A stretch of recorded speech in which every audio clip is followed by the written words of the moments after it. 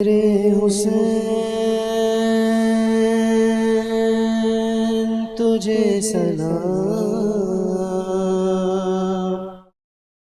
میرے حسین تجھے سلام، السلام یا حسین السلام۔ علماء کرام، سعادت عظام اور شان اسلام چینل کے ناظرین کرام، شان اسلام چینل پر محرم الحرام کی خصوصی نشریات آپ ملاحظہ فرما رہے ہیں، اور آج ہم بہت ہی ایک اہم نقطہ لے کر آئے ہیں۔ اگرچہ اس کا واقعی کربلا سے کوئی تعلق تو نہیں، لیکن اہل بیت اور اہل بیت کی محبت سے ضرور اس کا تعلق ہے۔ اور پھر اہل بیت کی محبت چاہے کسی بھی زمانے میں ہو، اہل بیت کی محبت کا دم بھرنے والوں کو ہر طرح سے جو ہے یوں کہہ لیں کہ آزمایا جاتا ہے۔ جو بھی اہل بیت کا چاہنے والا ہوگا اس کی آزمائش یقینی ہوتی ہے۔ بہت ہی جلیل القدر امام اہل سنت کے مشہور ترین محدث امام ابو عبد الرحمن احمد بن شعیب نسائی، جو کہ مشہور ہیں امام نسائی رحمۃ اللہ تعالی علیہ کی لقب سے، آپ کو محبت اہل بیت کی پاداش میں جام شہادت نوش کرنا پڑا۔ جی ہاں، امام نسائی رحمۃ اللہ تعالی علیہ جو اہل سنت کے جلیل القدر امام ہیں اور محدث ہیں، انہیں اہل بیت کی محبت کی پاداش میں شہادت نوش کرنا۔ امام نسائی وہ محدث ہیں جب انہوں نے کوفے کے اندر دیکھا کہ کوفے کے اندر لوگ اہل بیت سے محبت تو کرتے ہیں لیکن صحابہ پر تبرہ اور منفی باتیں کستے ہیں، تو انہوں نے کوفے کی جامع مسجد میں کھڑے ہو کر فضائل صحابہ اور مناقب صحابہ بیان کیا۔ اور پھر جب یہ اپنے زندگی کے آخری حصے میں مصر سے دمشق تشریف لے گئے تو وہاں انہوں نے دیکھا، دمشق کیونکہ بنو امیہ کی سلطنت کا گڑھ تھا، 300 سال گزر جانے کے باوجود بھی وہاں پر اہل بیت پر طعن اور تشنیع کی جاتی تھی، اور آپ نے دیکھا کہ اہل بیت بالخصوص حضرت علی رضی اللہ تعالی عنہ کی شان میں تنقیص کی جاتی ہے، علل اعلان کھلم کھلا انہیں برا بھلا کہا جاتا ہے۔ آپ نے فوری طور پر یہ ارادہ کیا کہ آپ حضرت مولا مشکل کشا کرم اللہ تعالی وجہ الکریم کے خصائص احادیث طیبہ کے اندر جو بیان کیے گئے ہیں اس کو جمع کر کے آپ ایک کتاب لکھیں گے۔ یہ سارا واقعہ حضرت شاہ ولی اللہ رحمۃ اللہ تعالی علیہ کے فرزند انجمن حضرت شاہ عبدالعزیز محدث دہلوی رحمۃ اللہ تعالی علیہ ذکر فرما رہے ہیں بوستان الحدیث کے اندر، جس کا خلاصہ میں آپ کے سامنے پیش کر رہا ہوں۔ آپ نے کتاب لکھی خصائص علی، امام نسائی رحمۃ اللہ تعالی علیہ نے حضرت علی کے فضائل و مناقب کے اوپر کتاب لکھی خصائص علی۔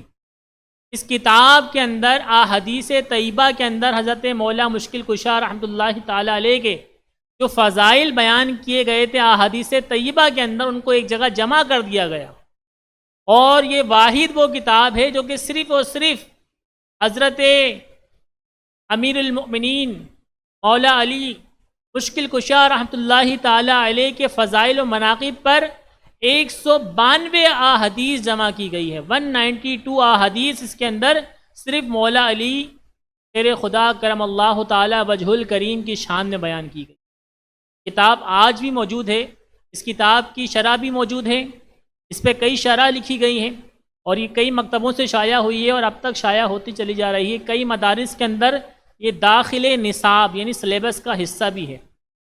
بہرحال امام نسائی نے جب اس کتاب کو تحریر فرمایا تو آپ نے چاہا کہ بھئی کتاب تو لکھ دی ہے، آپ نے چاہا کہ اس کتاب کو جو ہے لوگوں کے درمیان پڑھ کر سنایا جائے، لوگوں کو اس کا درس دیا جائے۔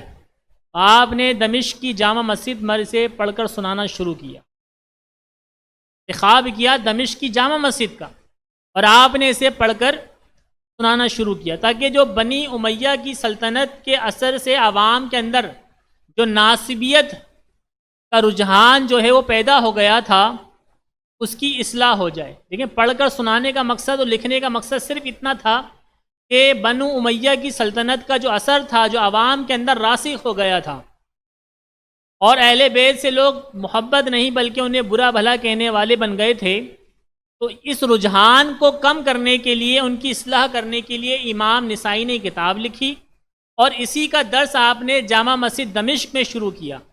ابھی آپ نے اس کا تھوڑا سا حصہ پڑھ کر سنایا اور کچھ ہی درس آپ نے اس کا دیا، تو ایک شخص نے پوچھا کہ آپ نے امیر المومنین حضرت معاویہ رضی اللہ تعالیٰ عنہ کے متعلق بھی آپ نے اس طرح کچھ لکھا ہے، یعنی کہ آپ نے امیر معاویہ کے خصائص بھی جمع کیے ہیں؟ امام نسائی نے جواب دیا کہ معاویہ کے لیے یہی کافی ہے کہ وہ صحابی ہونے کی وجہ سے نجات پا جائے۔ پھر بعض لوگوں نے کہا کہ امام نسائی نے اس شخص کو یہ بھی جواب دیا، یہ کلمہ بھی کہا کہ مجھے ان کے مناقب میں سوائے اس حدیث کے کوئی اور دوسری حدیث نظر نہیں آئی کہ لا اشبع اللہ بطنہ، یعنی حدیث پاک میں فرمایا گیا اے معاویہ تیرا پیٹ اللہ کبھی نہ بھرے، یہ بھی حدیث پاک کے مسلم شریف کے اندر سے بیان کیا گیا ہے۔ لیکن امام نسائی رحمۃ اللہ تعالی علیہ کے اس موقع پر یہ حدیث بیان کرنے کا ہرگز یہ مطلب نہیں تھا کہ صحابہ کرام کی شان میں کوئی کمی بیان کی جائے، بلکہ امیر معاویہ کے مقابلے میں مولا علی کی شان بیان کرنا، اور پھر امیر معاویہ رضی اللہ تعالیٰ عنہ کے حوالے سے دمشق کے لوگوں کا یہ سوال کرنا کہ امیر معاویہ کے فضائل تمہیں نظر نہیں آئے۔ تو امیر معاویہ رضی اللہ تعالیٰ عنہ اگرچہ صحابی ہیں، لیکن مولا علی صحابی بھی ہیں، اہل بیت کے امام بھی ہیں، لیکن امیر معاویہ رضی اللہ تعالیٰ عنہ کے مقابلے میں حضرت علی رضی اللہ تعالیٰ عنہ کا رتبہ بہت بلند ہے، بہت ہی بلند ترین رتبہ ہے۔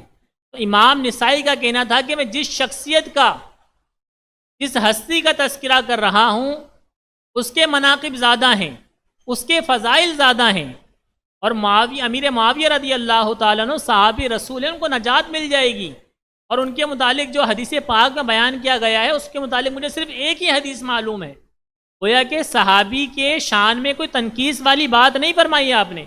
بعض لوگ اس روایت سے بھی امام نسائی پر بھی تہمت باندھ دیتے ہیں۔ بہرحال امام نسائی نے یہ جواب دیا کہ بھئی مجھے سوائے ایک حدیث کے امیر معاویہ کے فضائل میں کوئی دوسری حدیث نظر نہ آئی۔ اتنا کہنا تھا کہ لوگ آپ پر رافضی کہہ کے ٹوٹ پڑے، اور آپ کو اتنا مارا، آپ کی شرم گاہ پر بھی ضربیں لگائی گئیں، جس سے آپ قریب المرگ ہو گئے، یعنی آپ نیم جان ہو گئے کہ آپ کے اندر اتنی بھی سکت نہ رہی کہ آپ اٹھ کر کھڑے ہو جاتے۔ آپ کے خدام نے انہیں اٹھایا اور انہیں گھر لے گئے، گھر لے جانے کے بعد آپ نے ہوش میں آنے کے بعد اپنے خدام سے، اپنے خادموں سے فرمایا کہ مجھے مکے لے جاؤ، یا تو میں مکے کے راستے میں مرنا چاہتا ہوں یا مکے کے اندر مرنا چاہتا ہوں۔ اور آپ نے اپنے خادموں کو یہ وصیت کی کہ میری تدفین مکہ مکرمہ میں وہاں کی جائے جہاں اہل بیت اطہار کے گھر ہیں، جہاں بنی ہاشم کے گھر ہیں، میری تدفین وہاں کی جائے۔ چنانچہ آپ کی اسی وصیت کے مطابق عمل کیا گیا۔ روایتیں مختلف ہیں، تاریخ کے حالات و واقعات ہیں۔ بعض نے کہا کہ آپ مکہ مکرمہ کے راستے میں انتقال کر گئے تھے، بعض نے یہ کہا کہ آپ مکہ مکرمہ پہنچتے ہی انتقال کر گئے تھے، شہید ہو گئے تھے۔ بہرحال لیکن آپ کی تدفین آپ کے وصیت کے مطابق اہل بیت اطہار کے جہاں گھر تھے، جہاں نبی صلی اللہ تعالیٰ علیہ وسلم کے گھرانے والے رہا کرتے تھے، جہاں آپ کا خاندان رہا کرتا تھا، اسی مقام پر آپ کی تدفین کی گئی، اور آپ کی قبر مبارک صفا اور مروہ کے درمیان جو سامنے وادی تھی وہاں آپ کو دفن کیا گیا۔ بہرحال اب وہاں پر کوئی ایسی نشانی تو نہیں ہے کہ امام نسائی کی وہاں قبر موجود ہو، اب تو توسیع کے اندر اس کو کہہ لیں کہ معدوم کر دیا گیا ہے، لیکن امام نسائی کی شہادت کا جو واقعہ ہے بڑا اہم ہے۔ بعض لوگوں نے اس واقعے سے یہ فائدہ اٹھایا کہ امام نسائی کو رافضی کہنا شروع کر دیا۔ کئی لوگوں نے اپنی کتابوں میں بھی لکھا کہ امام نسائی جو ہے نا وہ رافضیت کی طرف مائل تھے، اور آج بھی اگر کوئی دور حاضر کے اندر اگر مولا علی کا نام لینا شروع کر دے، فضائل علی بیان کرنا شروع کر دے، مناقب علی بیان کرنا شروع کر دے، مولا حسن کی بات کرنا شروع کر دے، مولا حسین کی بات کرنا شروع کر دے، حضرت فاطمہ الزہرا رضی اللہ تعالی عنہا کے فضائل و مناقب بیان کرنا شروع کر دے تو اسے رافضی کہنا شروع کر دیا جاتا ہے، اس سے قطع تعلق کرنا شروع کر دیا جاتا ہے، اس کے خلاف جو سازشیں کی جاتی ہیں، اس کے مریدوں کے خلاف، اس کے شاگردوں کے خلاف، اس کے سامنے ایک محاذ کھڑا کر دیا جاتا ہے، گویا کہ اسے جماعت سے خارج کر دیا جاتا ہے۔ یاد رکھیے کہ اہل بیت کی جو محبت ہے نا، یہ رافضیت کی علامت نہیں ہے۔ یہ بات ذہن نشین کر لیں اچھی طریقے سے۔ آپ کے ذہنوں میں بھی سوال آ رہا ہوگا کہ کیا واقعی امام نسائی ایسا جلیل القدر امام اور اتنے پائے کے محدث، کیا وہ رافضی ہو سکتے ہیں؟ کیا اہل بیت سے محبت کرنا یہ رافضیوں کا کام ہے؟ کیا اہل بیت سے محبت کرنے والا رافضی ہو جاتا ہے؟ اس تمام سوالات آپ کے ذہن میں آ رہے ہوں گے، لیکن بات یہ ہے کہ اپنے ذہن میں ان سوالات کے جوابات خود سے تلاش کر لینا اور اپنی منطق سے ان سوالات کے جوابات دے دینا، یہ اپنے لیے گمراہی کا دروازہ کھولنا ہے۔ آئیے قرآن و حدیث کی روشنی میں آپ کو بتاتے ہیں کہ اہل بیت کی محبت کا درجہ کیا ہے۔ اہل بیت سے محبت کرنا، اہل بیت کا نام لینا کا درجہ کیا ہے۔ چنانچہ قرآن کریم اللہ تبارک تعالیٰ سورۃ الشورى آیت نمبر 42 پارہ 23 کے اندر فرماتا ہے قُل لَا أَسْأَلُكُمْ عَلَيْهِ أَجْرًا إِلَّا الْمَوَدَّةَ فِي الْقُرْبَى۔ اللہ تعالیٰ قرآن کریم میں فرماتا ہے اے محبوب آپ فرما دیجئے اس پر کہ تم سے میں کچھ اجرت نہیں مانگتا مگر صرف یہ کہ قرابت دار کی محبت۔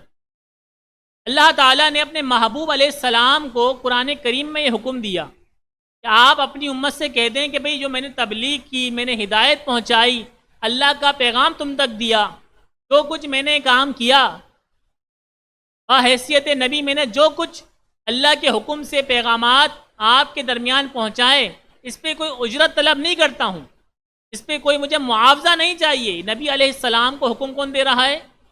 اللہ کی ذات۔ اللہ تبارک تعالیٰ اپنے پاک کلام کریم کے اندر اپنے محبوب کو مخاطب کر کے ارشاد فرما رہا ہے کہ اے محبوب آپ فرما دیجئے کہ میں تم سے اس پہ کوئی اجرت طلب کرنے والا نہیں ہوں۔ تبلیغ کری ہے، دین کی ہدایت دی ہے، کتاب تم تک پہنچائی ہے، سارے احکامات سہل انداز میں سمجھا دیے ہیں، تمہارے لیے ہدایت کا سر چشمہ بنا کے تمہیں پہنچا دیا گیا ہے۔ اب اس پہ کوئی اجرت نہیں ہے، کوئی معاوضہ نہیں دینا ہے، لیکن صرف اتنا کرنا ہے کہ میرے قرابت دار، میرے گھر والوں سے محبت کرنی ہے۔ قرآن کریم کے اندر اللہ تعالیٰ نے واضح طور پر اس حکم کو بیان فرمایا۔ حضرت علامہ جلال الدین سیوطی شافعی رحمۃ اللہ تعالیٰ علیہ بہت ہی جلیل القدر مفسر ہیں، محدث ہیں اور بڑے عاشق رسول ہیں۔ اللہ تبارک تعالیٰ کا آپ پر اتنا خاص کرم ہے اور عشق رسول کا آپ کا یوں کہہ لیں کہ یہ انداز رہا ہے کہ آپ کو عالم بیداری کے اندر، جاگتی حالت کے اندر 75 مرتبہ 75 ٹائمز آپ کو رسول اللہ کی زیارت نصیب ہوئی۔ یہ مقام وہ ہے کہ جو ہر ولی کو نصیب نہیں ہوتا، جاگتی آنکھ سے رسول اللہ کی زیارت کرنا۔ امام جلال الدین سیوطی شافعی رحمۃ اللہ تعالی علیہ، تو امام جلال الدین سیوطی شافعی رحمۃ اللہ تعالی علیہ کیا فرماتے ہیں؟ آپ فرماتے ہیں کہ حضرت عبداللہ ابن عباس رضی اللہ تعالی عنہ، جو کہ خود اہل بیت میں سے، حضرت عبداللہ ابن عباس یہ حضرت عباس رضی اللہ تعالی عنہما کے صاحبزادے ہیں، حضور کے چچا جان کے صاحبزادے ہیں حضرت عبداللہ ابن عباس۔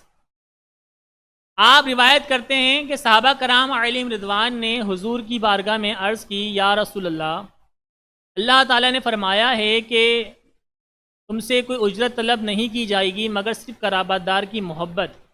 تو اس میں قرابت دار سے کیا مراد ہے؟ قرابت دار سے کون لوگ مراد ہیں؟ آپ کے قرابت دار کون ہیں؟ آپ کے صحابہ ہیں، آپ کے ازواج ہیں، آپ کے دیگر ساتھی ہیں، کون ہیں؟ نبی کریم صلی اللہ تعالیٰ علیہ وسلم کے جب صحابہ کرام نے جب یہ پوچھا کہ بھائی قرابت دار کون ہیں جن کی محبت واجب کر دی گئی، یہ حدیث پاک ترمذی کے اندر موجود ہے، یہ حدیث پاک ترمذی شریف کے اندر موجود ہے، اور امام جلال الدین سیوطی شافعی رحمۃ اللہ تعالی علیہ نے اپنی کتاب کے اندر اسے بیان کیا ہے، اور اس کے راوی حضرت عبداللہ ابن عباس رضی اللہ تعالیٰ عنہ، صحابہ کرام سوال پوچھنے والے ہیں اور سوال کیا پوچھا گیا کہ قرابت دار کون ہیں جن کی محبت واجب قرار دے دی گئی ہے؟ تو قرآن کی آیت ہے، اور قرآن کی آیت کا حکم صحابہ کرام بہتر جانتے ہیں۔ صحابہ کرام خود فرما رہے ہیں کہ اس آیت میں قرابت دار کی محبت کو واجب قرار دے دیا گیا ہے، اور قرابت دار کون ہیں؟ نبی کریم صلی اللہ تعالی علیہ وسلم نے فرمایا، مان جائیے، جواب اچھا لگے تو نعرہ آپ دل سے لگائیے گا۔ اگر آپ کو نبی کریم صلی اللہ تعالی علیہ وسلم کا یہ ارشاد جو کہتے ہیں نا کہ علی علی کیوں کرتے ہو، حسن حسن کیوں کرتے ہو، حسین حسین کیوں کرتے ہو، فاطمہ فاطمہ کیوں کرتے ہو، آئیے حدیث سے جواب مل رہا ہے، حدیث کے اندر بیان کیا جا رہا ہے۔ صحابہ نے پوچھا کہ حضور آپ کی قرابت داروں سے مراد کون لوگ ہیں جن کی محبت کو واجب قرار دے دیا گیا ہے؟ تو حضور نے فرمایا، نبی کریم صلی اللہ تعالی علیہ وسلم نے فرمایا، علی المرتضیٰ۔ کیا فرمایا؟ علی المرتضیٰ، علی المرتضیٰ۔ کیا بات ہے، آپ نے سب سے پہلا نام ہی مولا علی کا لیا، فرمایا فاطمہ الزہرا، اور ان کے دونوں شہزادے امام حسن اور امام حسین۔ کتنی پیاری روایت ہے کہ حضور کی اہل بیت کی محبت قرآن کی آیت سے ثابت ہے، اور یہ محبت کرنا واجب ہے، ایمان کا حصہ ہے۔ اور پھر اس کی تشریح، اس کی تفسیر حدیث کے اندر بیان کر دی گئی۔ تو اس حدیث سے معلوم ہوا کہ اہل بیت سے محبت کرنا یہ رافضیت کی علامت نہیں، بلکہ یہ ایمان کی علامت ہے، یہ ایمان کی پہچان ہے۔ پیارے محبوب صلی اللہ تعالی علیہ وسلم نے فرمایا، اللہ سے محبت کرو۔ حدیث پاک ہے، اللہ سے محبت کرو کہ وہ نعمتوں سے غذا عطا فرماتا ہے، اور اللہ کی محبت حاصل کرنے کے لیے مجھ سے محبت کرو۔ حدیث پاک، اللہ تبارک تعالیٰ کے محبوب علیہ السلام اپنے امتیوں کو ترغیب دے رہے ہیں، فرما رہے ہیں، کیا فرما رہے ہیں؟ کہ اللہ سے محبت کرو کہ وہ نعمتوں سے غذا عطا فرماتا ہے۔ پھر اپنے ہی فرمان کی تشریح فرما دی کہ اللہ کی محبت حاصل کرنے کے لیے مجھ سے محبت کرو۔ اگر تم اللہ سے محبت کرنا چاہتے ہو نا، تو اللہ کی محبت کو حاصل کرنے کا ذریعہ میری محبت ہے، نبی کی محبت ہے، کہ مجھ سے محبت، اللہ کی محبت حاصل کرنے کے لیے مجھ سے محبت کرو۔ اور پھر اپنے ہی فرمان کی تشریح فرما رہے ہیں، اور میری محبت حاصل کرنے کے لیے میرے اہل بیت سے محبت کرو۔ سبحان اللہ، میری محبت حاصل کرنے کے لیے میرے اہل بیت سے محبت کرو۔ نبی کریم صلی اللہ تعالی علیہ وسلم کے اہل بیت کی محبت کرنا یہ کوئی عام کام نہیں ہے، یہ تو قرآن کا حکم ہے، حدیث کی ترغیب ہے۔ اور آقا کریم نبی کریم صلی اللہ تعالی علیہ وسلم نے ایک موقع پر ارشاد فرمایا، کیا فرمایا؟ اپنی اولاد کو 3 خصلتیں سکھاؤ۔ خصلت کہتے ہیں عادت کو۔ اپنی اولاد کو 3 خصلتیں سکھاؤ۔ کون کون سی؟ اپنے نبی پاک کی محبت۔ سبحان اللہ، کیا فرمایا؟ اپنے نبی پاک کی محبت۔ یہ عادت اپنے اولاد کو سکھانی ہے، آپ بھی سیکھیں، اس فرمان کو ذہن نشین کریں۔ کیا ہے کہ اپنے نبی پاک کی محبت سکھانی ہے سب سے پہلے۔ پھر آپ نے فرمایا کہ نبی کے اہل بیت کی محبت۔ دوسرا کیا کام ہے؟ دوسری خصلت کیا ہے؟ اپنے نبی کے اہل بیت کی محبت۔ اور تیسرا کام ارشاد فرمایا کہ قرآن کی تلاوت۔ قرآن کی تلاوت سب سے آخر میں فرمایا، قرآن کی تلاوت سب سے آخر میں۔ سب سے پہلے کیا ہے؟ نبی کی محبت۔ اپنے بچوں کو نبی کا دیوانہ بنا دو۔ ساتھ میں دوسرے نمبر پہ فرمایا اپنے نبی کے اہل بیت کی محبت۔ تو نبی کا دیوانہ ہونے کے ساتھ ساتھ اہل بیت کا بھی دیوانہ بنا دو۔ تو قرآن کی تعلیم تو آپ دلواتے ہی ہیں، لیکن یہ 2 خصلتیں، یہ 2 عادتیں آپ نے جو ہے اکثر لوگوں نے سے منہ موڑ لیا ہے۔ نہ نبی کی محبت اپنے بچوں کو سکھاتے ہیں، نہ اہل بیت کی محبت سکھاتے ہیں۔ اور جو نبی سے محبت کرنے والے ہوتے ہیں، اور نبی کی محبت میں جو اہل بیت سے محبت کرتے ہیں، اور اہل بیت کی محبت میں وہ علی علی، مولا حسن حسن اور حسین حسین کرتے ہیں، تو ہم اس پر رافضی کا فتویٰ لگا دیتے ہیں۔ کہ حدیث میں بیان کیا جا رہا ہے کہ اپنی اولاد کو 3 خصلتیں سکھانی ہیں، نبی کی محبت، نبی کے اہل بیت کی محبت، اور قرآن کریم کی تلاوت۔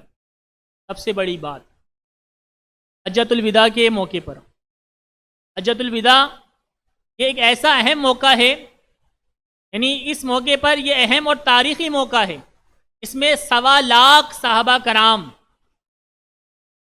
موجود ہیں. اتنا عظیم الشان اجتماع ہے.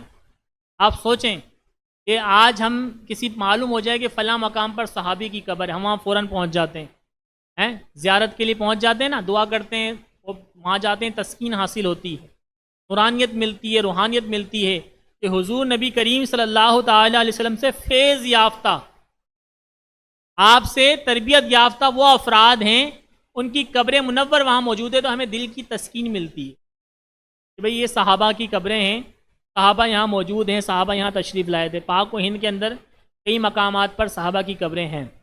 تو ایک صحابی کی قبر کا یہ عالم ہوتا ہے کہ وہاں اتنی روحانیت مل رہی ہوتی ہے. اندازہ لگائیں حجۃ الوداع کے موقع پر کتنے صحابہ تھے؟ 1.25 لاکھ. 1 لاکھ کم و بیش 24,000 صحابہ کرام علیہم رضوان وہاں پر اس اجتماع کے اندر موجود. اتنا عظیم الشان اجتماع. اور آپ نے اس عظیم الشان اجتماع سے خطاب کرتے ہوئے نبی کریم صلی اللہ تعالی علیہ وسلم نے کیا فرمایا؟ آپ نے فرمایا اہل بیت کے متعلق بہت ہی خوبصورت فرمان. کیا ارشاد فرمایا؟ آپ نے ارشاد فرمایا کہ اے بنی نوع انسان، یا ایھا الناس، اے بنی نوع انسان، یعنی اے تمام لوگ. اہل ایمان نہیں فرمایا، اہل ایمان اہل عرب نہیں فرمایا، بلکہ آپ نے فرمایا یا ایھا الناس، اے تمام بنی نوع انسان، تمام لوگ، چاہے وہ مسلمان ہوں چاہے غیر مسلمان ہوں، چاہے وہ کسی بھی قبیلے سے تعلق رکھنے والے ہوں، چاہے وہ حجاز کے رہنے والے ہوں یا غیر حجاز کے رہنے والے ہوں، وہ کسی بھی قبیلے، کسی بھی رنگ و نسل سے، کسی بھی طبقے سے تعلق رکھنے والے ہوں، سب کے لیے فرمایا یا ایھا الناس، اے بنی نوع انسان، میں تمہارے درمیان 2 چیزیں چھوڑے جا رہا ہوں. آپ نے فرمایا تمہارے درمیان 2 چیزیں چھوڑے جا رہا ہوں، جب تک تم اسے پکڑے رہو گے گمراہ نہ ہوگے. یعنی ہدایت کا راستہ اور ہدایت کا معیار اس فرمان کے اندر بتایا جا رہا ہے کہ بنی نوع انسان، میں تمہارے درمیان 2 چیزیں چھوڑے جا رہا ہوں. اور ان 2 چیزوں کو چھوڑنے کا کیا مقصد ہے؟ کہ جب تک تم اسے پکڑے رہو گے گمراہ نہیں ہوگے. کون کون سے ہیں؟ آپ نے فرمایا کتاب اللہ، یعنی قرآن کریم. دوسری کے متعلق آپ نے فرمایا میرے اہل بیت. قرآن کریم اور یہ اہل بیت یہ ہدایت کا سر چشمہ ہے. اور اگر کوئی اہل بیت کا نام لے، اہل بیت سے محبت کا دعویٰ کرے اور اہل بیت کی شان میں کوئی فضائل، کوئی حدیث بیان کرنا شروع کر دے، تو اب اس کے متعلق شروع ہو جاتے ہیں. ہمارے یہاں ایک بہت بڑا مسئلہ ہے، ہم نے ہر چیز کو لمیٹڈ، محدود کر دیا ہے. اہل بیت کا ذکر کرنا ہے صرف محرم میں کرنا ہے، صحابہ کا ذکر کرنا ہے صرف ان کے ایام میں کرنا ہے، اپنے فلاں بزرگ کا ذکر کرنا ہے ان کے عرس پہ ہی کرنا ہے. محبت کی تو یہ علامت حدیث کے اندر فرمایا گیا ہے. حدیث پاک نبی کریم صلی اللہ تعالی علیہ وسلم نے فرمایا ہے کہ جو جس سے محبت کرتا ہے اس کا ذکر کثرت سے کرتا ہے. یہ حدیث پاک ہے. جو جس سے محبت کرتا ہے اس کا ذکر زیادہ کرتا ہے. ہمیں صحابہ اور اہل بیت سے محبت ہے، ہم عمر بھی کریں گے، ابو بکر بھی کریں گے، عرس پہ نہیں کریں گے، ان کے ایام پہ نہیں بلکہ پورا سال کریں گے. اور ہمیں پھر اہل بیت سے بھی محبت ہے، ہم صرف محرم میں یا رمضان میں یا خاص ایام میں صرف علی علی نہیں کریں گے، بلکہ ہم تو علی علی پورا سال کریں گے، ہم تو حسن حسن پورا سال کریں گے، ہم تو خاتون جنت پورا سال ان کا ذکر کرتے رہیں گے. تو جو جس سے محبت کرتا ہے اس کا ذکر اتنا زیادہ کرتا ہے. اور پھر یہ تو اہل بیت ہیں جو کہ ہدایت کا سر چشمہ ہیں. جیسا کہ میں نے آپ کو بتایا حجۃ الوداع کے موقع پر کتنا اہم پیغام اور کتنے اہم لوگوں کے درمیان تمام صحابہ کرام، تمام اہل بیت موجود، اور آپ نے اس موقع پر آپ نے اہل بیت کے متعلق فرمایا کہ تمہارے درمیان 2 چیزیں چھوڑے جا رہا ہوں، کتاب اللہ، اللہ کی کتاب قرآن مجید، اور میرے اہل بیت. 2 چیزیں ہیں، کتاب اللہ اور اہل بیت، ہدایت کا سر چشمہ. یہی وجہ ہے کہ ہر صحابی، حضور کا ہر صحابی اہل بیت سے محبت کرتا ہے. اور پھر ہر صحابی کے بعد حضور کا ہر امتی اہل بیت سے محبت کرتا ہے. کہ اہل بیت کی شان ہی ایسی ہے. اہل بیت کی محبت کو قرآن نے واجب قرار دیا. اہل بیت کی محبت کو نبی کریم صلی اللہ تعالی وسلم نے اپنی محبت کا نام دیا. تو اہل بیت سے محبت کرے گا وہ نبی سے محبت کرے گا، جو نبی سے محبت کرے گا وہ اللہ سے محبت کرے گا. یعنی جس نے اہل بیت سے محبت کری اس نے نبی کی محبت حاصل کر لی، اور جس نے نبی کی محبت حاصل کر لی اس نے اللہ کی محبت حاصل کر لی. یہ حدیث میں پہلے پڑھ کر آ چکا ہوں. اب بات کرتے ہیں خلیفہ اول حضرت ابوبکر صدیق رضی اللہ تعالیٰ عنہ کی. آپ اہل بیت سے بڑی محبت فرمایا کرتے تھے. جی ہاں، خلیفہ اول ہیں آپ، اور آپ اہل بیت سے بڑی محبت فرمایا کرتے تھے. آپ نے ایک موقع پہ ارشاد فرمایا، قسم ہے اس ذات کی جس کے قبضہ قدرت میں میری جان ہے، مجھے رسول اللہ کے قرابت داروں سے صلہ رحمی اپنے قرابت داروں سے زیادہ عزیز ہے. اور فرمایا کہ محمد کی رضامندی آپ کے اہل بیت کی محبت میں ہے. سبحان اللہ.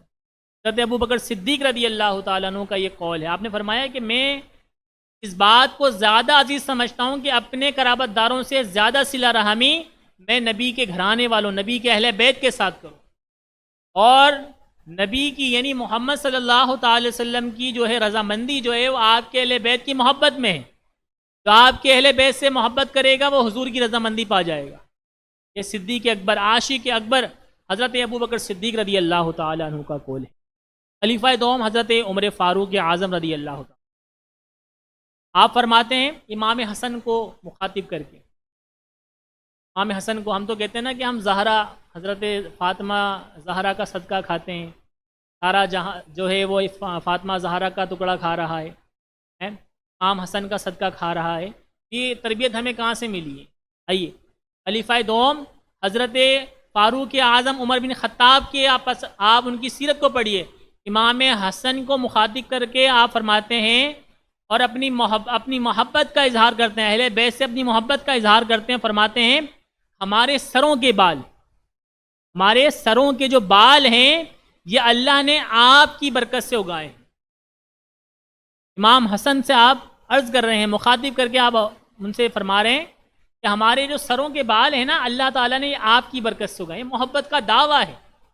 آج ہم کسی بزرگ کی بارگاہ میں حاضری ہوتے ہیں، کہتے ہیں ماشاءاللہ گاڑی لے لی، بزرگ کہتے ہیں نا ماشاءاللہ گاڑی لے لی، نیا گھر لے لیا، تو ہم کیا کہتے ہیں؟ محبت کرتے ہیں نا بزرگ سے، پیر صاحب سے محبت کرتے ہیں، عالم صاحب سے محبت کرتے ہیں، مفتی صاحب سے محبت کرتے ہیں. ہم کیا کہتے ہیں محبت میں؟ حضور آپ کی دعاؤں کا وسیلہ ہے، آپ کے صدقے میں نصیب ہو گئی ہے. یہ فاروق اعظم امام حسن سے محبت فرماتے ہیں، اہل بیت سے محبت فرماتے ہیں. آپ کہتے ہیں کہ جو ہمارے سروں کے بال اللہ نے اگائے ہیں اللہ نے یہ آپ کی برکت سے اگائے ہیں. اسی طرح اور بھی خلفاء اور بھی صحابہ کرام کے جو ہے اقوال موجود ہیں. زیادہ طوالت یعنی طویل تفصیل سے بیان کرنا نہیں چاہتا ہوں، موضوع کی طرف ہے. صرف میں آپ کو مسئلے کی وضاحت کرنا چاہتا ہوں کہ صحابہ کرام بھی اہل بیت سے محبت کرتے ہیں اور حضور کا ہر امتی اہل بیت سے محبت کرتا ہے. امام الفقہا صاحب نالین رسول صلی اللہ تعالی علیہ وسلم حضرت عبداللہ بن مسعود، یہ وہ صحابی ہیں جو صحابہ میں فقہا کا درجہ رکھتے ہیں. کسی صحابی کو کوئی دینی مسئلہ درپیش ہوتا تو عبداللہ بن مسعود رضی اللہ تعالیٰ عنہ کے پاس آتے، ان سے اپنا مسئلہ پوچھتے، ان کو بتاتے اور اپنا حل مسئلے کا نکلوا کر چلے جاتے. یہ صحابہ کے اندر فقہا کا درجہ رکھتے ہیں اور یہ حضور کی خدمت میں رہا کرتے تھے، حضور کی خدمت میں موجود رہتے. حضور کی نالین اور دیگر سامان، دیگر جو ہے اشیاء جو ہے آپ کے پاس رہا کرتی تھی حضرت عبداللہ ابن مسعود کے پاس. آپ فرماتے ہیں، آپ کا قول آپ فرماتے ہیں اہل بیت کی ایک دن کی محبت، اہل بیت کی ایک دن کی محبت 1 سال کی عبادت سے بہتر ہے. صحابہ کرام علیہم رضوان کے اہل بیت سے محبت کا انداز ہے اور نبی کریم صلی اللہ علیہ وسلم کی تربیت کا یہ مظہر ہے کہ صحابہ کرام کو نبی کریم صلی اللہ تعالی علیہ وسلم نے اہل بیت کا جام بھی گھول گھول کر پلا دیا تھا. ان تمام دلائل کے بعد بھی اگر کوئی اہل بیت کی محبت کو رافضیت سے جوڑتا ہے، تمام چیزوں کے بعد قرآن کی آیات احادیث کے بعد بھی اگر کوئی اہل بیت کی محبت کو رافضیت سے جوڑتا ہے تو اس کے لیے پھر میں امام شافعی کا وہ شعر کہتا ہوں کہ امام شافعی کے بارے میں جب لوگوں نے کہا کہ بھئی آپ اہل بیت سے محبت کرتے ہیں، آپ تو رافضی ہو گئے. ہر زمانے میں اس طرح کے فتنے، اس طرح کی ناسبیت والے لوگ ملیں گے آپ کو. جی ہاں، یہ ناسبیت کہلاتی ہے. ناسبی فرقہ ہوتا ہے جو اہل بیت سے عاری ہو جاتا ہے، اہل بیت کی محبت کا دم بھرنے والوں کو رافضیت کا فرقہ، رافضیت کا فتویٰ لگا دیتے ہیں۔ تو امام شافعی یہ بھی بہت بڑے امام ہیں، یعنی کسی چھوٹی ہستی کا، کوئی محلے کے عالم کا، یہ کسی ملک کے مفتی کا ذکر نہیں کیا، بڑے بڑے پائے کے جو امام محدث ہیں، ان کا فقہاء، ان کا ذکر کیا ہے۔ امام نسائی کی شہادت کا واقعہ بیان کیا ہے۔ اب میں آخر میں یہ جو روایت آپ کے سامنے شعر جو پڑھ رہا ہوں، یہ امام شافعی کا ہے۔ آپ کیا فرماتے ہیں؟ آپ سے لوگوں نے کہا کہ آپ تو علی علی کرتے ہیں، آپ تو حسن حسن کرتے ہیں، اہل بیت کی محبت کا دعویٰ کرتے ہیں، اہل بیت سے محبت کرتے ہیں، آپ تو رافضی ہو گئے۔ تو امام شافعی نے ان کو کیا جواب دیا؟ ان تمام دلائل کو سننے کے باوجود بھی اگر کوئی یہ کہتا ہے کہ اہل بیت کی محبت رافضیت ہے، تو اس کے لیے امام شافعی کا یہ شعر کافی۔ آپ کیا فرماتے ہیں؟ ان کانا ربدن حب آل محمد۔ امام فرماتے ہیں، امام شافعی، ان کانا ربدن حب آل محمد فلیشہد الثقلان انی رافض۔ یعنی اگر نبی کے آل کی محبت یہ رافضیت ہے تو جن اور انس گواہ رہے کہ میں رافضی ہوں۔ خیر یہ عشق کی باتیں ہیں۔ امام شافعی نہ تو امام نسائی رافضی تھے، نہ کوئی اور دوسرا امام رافضی تھا۔ امام محمد رضا خان علیہ رحمۃ الرحمن کا نام احمد رضا، آپ کے صاحبزادے کا نام حامد رضا، اسی طریقے سے آپ کے جد امجد، آپ کے اجداد کا نام نقی علی رضا۔ تو یہ اگر نقی علی رضا، امام احمد رضا، حامد رضا، مصطفیٰ رضا، اپنے نام کے ساتھ اہل بیت کے نام کو شامل کرنا اگر یہ رافضیت کی ہوتی تو رافضیت نہیں کہیں گے، یہ رافضیت نہیں ہے۔ اسی طریقے سے امام شافعی ہو یا امام نسائی ہو، کوئی بھی امام رافضی نہیں تھا۔ لیکن میں آپ کو بتاتا ہوں کہ رافضیت ہوتی کیا ہے۔ اگر آپ کو کوئی اہل بیت کی محبت کی وجہ سے رافضی کہتا ہے تو آپ اسے وہیں پکڑ لیں، ہم رافضی نہیں ہیں۔ اہل بیت سے محبت کرنا یہ رافضیوں کا کام نہیں ہے۔ رافضی کہتے ہیں اسے ہیں کہ جو صحابہ کرام علیہم رضوان سے نفرت کرے۔ اہل بیت سے محبت کرنے والا رافضی نہیں کہلائے گا، جو صحابہ کرام سے نفرت کرنے والا ہوگا، جو صحابہ کرام کا بغض رکھنے والا ہوگا، صحابہ کرام پر تبرہ کرنے والا ہوگا، وہ رافضی کہلائے گا۔ اور یاد رکھیے کہ تمام امت مسلمہ کا متفقہ فیصلہ ہے، متفقہ فیصلہ ہے۔ آپ تحفہ اثنا عشریہ دیکھ لیجئے، محدث دہلوی شاہ عبدالعزیز رحمۃ اللہ تعالیٰ علیہ کی لکھی ہوئی کتاب ہے عقائد نسکیہ، اٹھا کے دیکھ لیجئے۔ تمام امت مسلمہ کا یہ متفقہ فیصلہ ہے کہ رافضی گمراہیت ہے، اور اب کے جو دور حاضر کے رافضی ہیں وہ تو دار اسلام سے بھی خارج ہیں۔ یہ تمام امت مسلمہ کا متفقہ فیصلہ ہے۔ تو رافضی اہل بیت کی محبت کا نام نہیں ہے، بلکہ رافضی صحابہ کرام کی نفرت کا نام ہے، جو صحابہ کرام کو عادل نہ جانتے ہوں، جو صحابہ کرام سے محبت نہیں کرتے، ان سے نفرت کرتے ہیں، صدیق اکبر کو خلیفہ نہیں مانتے، فاروق اعظم کو خلیفہ نہیں مانتے، عثمان غنی کو خلیفہ نہیں مانتے، بلکہ ان تینوں خلفاء کے سب سے پہلے خلفاء، یعنی سب سے پہلے جو ہے وہ حضرت علی کو مانتے ہیں، بلا فصل، یعنی بغیر فاصلے کے مولا علی کو وہ خلیفہ مانتے ہیں۔ تو وہ رافضی ہیں۔ اگر آپ تمام صحابہ کرام کو عادل جانتے ہیں، حضرت ابو بکر صدیق کو پہلا خلیفہ مانتے ہیں، اور حضرت فاروق اعظم کو دوسرا خلیفہ مانتے ہیں، حضرت عثمان غنی کو تیسرا خلیفہ مانتے ہیں، حضرت علی المرتضیٰ کو چوتھا خلیفہ مانتے ہیں، اور تمام صحابہ کرام کو عادل جانتے ہیں، اور پھر اہل بیت سے محبت بھی کرتے ہیں، یاد رکھیے کہ آپ اہل سنت والجماعت پر ہیں اور حق کے ساتھ ہیں۔ آپ اہل سنت والجماعت پر ہیں اور حق کے ساتھ ہیں۔ صحابہ کرام سے محبت ہونی چاہیے اور اہل بیت سے بھی ہونی چاہیے۔ تمام صحابہ کرام عادل ہیں، اور جو مشاجرات صحابہ ہیں، یعنی جو صحابہ کرام کے آپس کے معاملات ہیں، اس میں ہمیں خاموش رہنے کا حکم ہے۔ اس میں لب کشائی کرنے کی اجازت نہیں ہے۔ خیر اس موضوع پر ہم کبھی اور بات کریں گے، لیکن آج کے موضوع جو ہم نے آپ کے سامنے بیان کیا، اہل بیت کی محبت، جو میں نے کتابوں کے حوالے دیے، کتابوں کے نام بتائیں، اور جو میں نے چند احادیث آپ کو پڑھ کر سنائی ہیں، اس پر یوں کہہ لیں کہ کسی بھی علماء کا کوئی جو ہے اختلاف نہیں ہے کہ وہ احادیثیں جو کہ کتب ستہ کے اندر موجود ہیں، بخاری، مسلم، داؤد، ابن ماجہ، تمام کتابوں کے اندر یہ احادیث طیبہ موجود ہیں۔ اگر کوئی چاہتا ہے کہ مجھ سے فیس ٹو فیس کر کے ان کے دلائل لینا چاہتا ہے تو وہ بھی کر لیں، میں انشاءاللہ حاضر ہوں۔ ہمارا نمبر چل رہا ہوتا ہے، آپ مجھ سے واٹس ایپ پر جو ہے رابطہ کر لیں، انشاءاللہ تعالی عزیز آپ کی جو بھی تفشی ہے انشاءاللہ وہ کر دی جائے گی۔ اور اہل بیت سے محبت کرنا یہ ہرگز رافضیت نہیں ہے۔ میں خود علی علی کرنے والا ہوں۔ اگر آپ ہمارا رمضان ٹرانسمیشن دیکھیں تو ہم نے اس میں یوم علی منایا تھا۔ اسی طریقے سے میں آپ کو ایک بات بتا دوں کہ دیکھیں رافضیت کی ایک علامت یہ بھی ہے کہ وہ اہل بیت کے سبھی افراد سے محبت نہیں کرتے۔ رافضیت تو در حقیقت یہودیت کا چربہ ہے۔ حضرت علی رضی اللہ تعالیٰ عنہ سے جو محبت کرنے والے ہیں، جو ماننے والے ہیں نا، در حقیقت جو ہم جسے کہتے ہیں کہ علی کے ماننے اور چاہنے والے، تو صحابہ کرام کا طریقہ ہے، یہ تو تابعین کا طریقہ ہے، یہ تو دیگر اہل بیت کا طریقہ ہے۔ لیکن جو رافضی ہوتا ہے نا، جو حقیقت میں رافضی ہے، وہ اہل بیت سے بھی مخلصانہ طور پہ محبت نہیں رکھتا۔ تو رافضی ہوگا وہ اہل بیت سے بھی۔ اب دیکھیں واقعہ کربلا کے اندر حضرت علی رضی اللہ تعالیٰ عنہ کے 5 صاحبزادے تشریف لائے تھے۔ کتنے؟ 5 صاحبزادے۔ ہم صرف کس کا نام سنتے ہیں؟ حضرت عباس بن علی، عباس علمدار جن کو نام دیا جاتا ہے، ان کا نام عباس ہے، اور یہ حضرت علی کی اولاد میں سے ان سے بڑے بھائی بھی تھے، حضرت ابو بکر بن علی، حضرت عمر بن علی، حضرت عثمان بن علی۔ ان 3 بھائیوں کا کوئی ذکر نہیں ہوتا۔ کیوں؟ کیونکہ ان کے نام خلفائے راشدین صحابہ کرام کے نام پر ہے۔ اور یاد رکھیے کہ یہ علی سے محبت کی علامت، علی اور ابو بکر کی محبت کی علامت ہے۔ آپ اگر جس سے نفرت کرتے ہوں، جس کو دشمن سمجھتے ہوں، اس کا نام اپنی اولاد کے نام پہ رکھیں گے؟ اس کا نام اپنی اولاد کو دیں گے؟ آپ نہیں دیں گے نا۔ تو لیکن علی، حضرت علی اپنے ساتھیوں سے، اپنے صحابہ سے، اپنے خلیفہ اول سے محبت کرتے تھے۔ آپ نے اپنے بچوں کا نام دیا ابو بکر بن علی۔ آپ عمر سے محبت کرتے تھے تو آپ نے نام دیا عمر بن علی۔ آپ عثمان سے محبت کرتے تھے تو آپ نے اپنے بچوں کو نام دیا عثمان بن علی۔ اور صرف مولا علی نہیں بلکہ آپ کے بڑے صاحبزادے، آپ امام حسن کی بات کر لیجئے۔ امام حسن کے 3 صاحبزادے تھے، اور وہ تینوں میدان کربلا میں تشریف لائیں، اور تینوں کے تینوں جو ہے وہ میدان کربلا میں شہید کیے گئے۔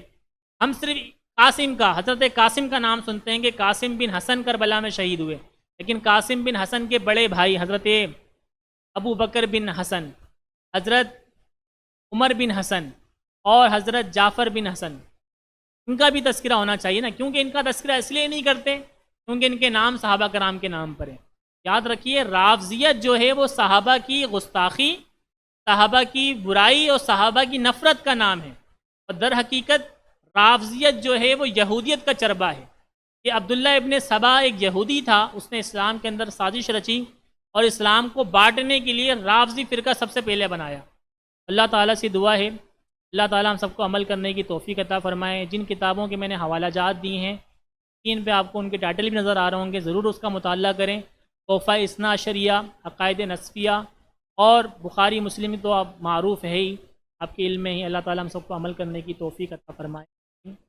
جاہ النبی۔ یا حسین یا حسین یا حسین یا حسین یا حسین یا حسین یا حسین یا حسین۔